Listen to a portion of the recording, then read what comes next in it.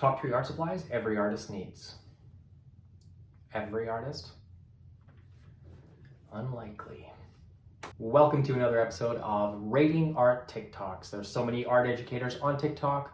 We're bound to find something amazing. Let's see what we have today.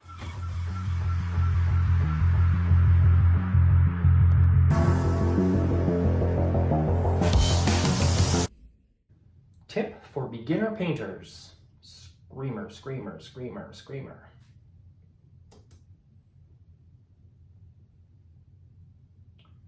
What's the tip? Always add a white base coat on your canvas. The artist here probably is talking about gesso, which is a primer. That's something that goes on top of the canvas to create a barrier between the canvas and your paint. It stops the paint from going into the canvas and getting soaked up. When that happens, the paint becomes uneven and gets really streaky. So that white base coat that the artist is talking about here is probably gesso.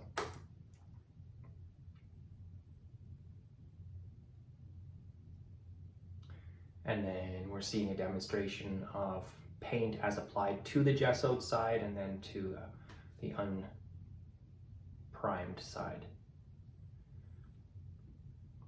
Okay, so for the purposes of this demonstration, the canvas itself was already pre-gessoed, but sometimes when you buy those pre-gessoed canvases, the amount of gesso that the company uses isn't enough. So you do have to buy more gesso and reapply it to your canvas.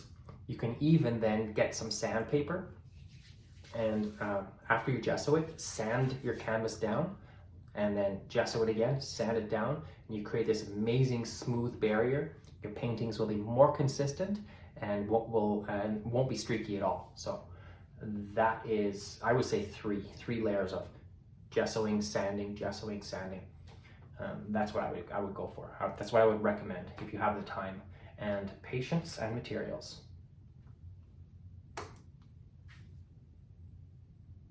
And yeah, no base coat, white base coat. Certainly does look better. Okay, let's check out the next one. Top 3 art supplies every artist needs. Every artist? Unlikely. Because I'm thinking conceptual artists don't really need any art supplies. A kneaded eraser. Yeah, those are great for...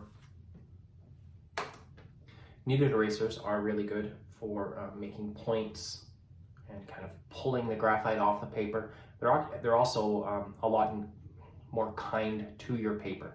They don't damage the paper as much as some of the other erasers, especially those horrible pink ones. Blending stump. Yeah, blending stumps are amazing for creating smooth transitions. Obviously, these aren't for every artist. It's just if you are drawing, if you're a drawer. That's a piece of furniture. That was a joke. An artist who draws.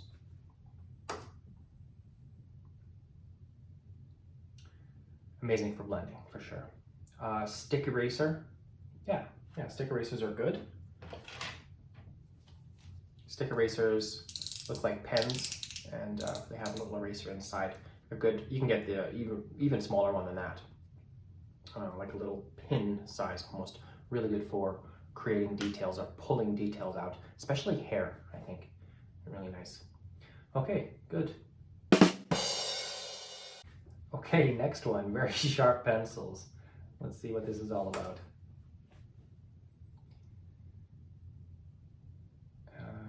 Trigger warning, sharp blade. Okay, and then the artist here is whittling their pencil away, taking the wood away, leaving only the graphite. And then you have a little sanding block, and spinning the graphite on the block to sharpen it. Okay, very, very sharp, long, it looks like over an inch long at least. And then we see the effects of that pencil. Okay, why would you do this to your pencils? Two reasons. First of all, love it. So two reasons. Number one, it looks cool. Number two, with a graphite that long, you are forcing yourself to not press too hard on your pencil, which is gonna not damage your paper. Usually people damage the paper by pressing too hard on the pencil, so you won't damage your paper. And then number two, because you don't wanna break the pencil off, you're gonna go light, and that's gonna force you to build up your drawing. That's one of the most important skills when you're drawing, is building it up slowly. So by having your pencils this delicate, then that will force you to do that. It should be noted too, you can probably only do this with very hard pencils, H's, anything in the H line, 2H, 3H, 4H, and so on. I wouldn't try this with a 7B, it'll just snap. Filling in more waste painting. I don't know what waste painting is, but let's find out. Okay, the artist is just painting inside this geometric pattern, and every shape counts. Why is this a waste painting? I guess the artist is using paint from an old painting or a different painting. Yeah, that's a really important point. Try to use all the supplies you have, and don't waste supplies, obviously. And this is, I think, a wonderful way to do that. You're creating another painting with all of your leftover paint. Well done. Life hacks for artists who can't draw. Okay, this should be good.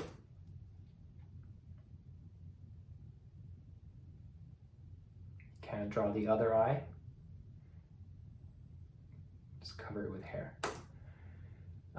Yeah, so this meme, right? You see people doodling when they're talking on the phone or something, and they're just doodling. They always draw one eye. So there's an idea that as soon as you learn how to draw the second eye, then you'll be sorted out as an artist. But yeah, you can cover it with hair or draw an eye patch.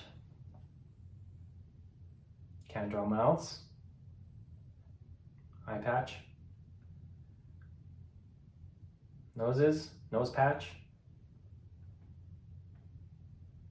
Noses can be tough, especially if you're doing an illustrated style like this. Cover it with hair too. Fair enough. What if you can't draw a hair? What are you going to cover it with? I guess a hat? More hat. Yeah, just pass the buck. Just if you can't draw hats, then you can put your character in a snowstorm. It could be okay. There's always a way out. You got to be creative, and that's part of being an artist. That's going to be it for today, guys. Thank you to all of the creators featured today. You're putting your stuff out there to teach the world how to be creative and how to do more art. And the world needs more art. A big thank you also to all of my patrons. I do appreciate your support. See you in the next one, guys.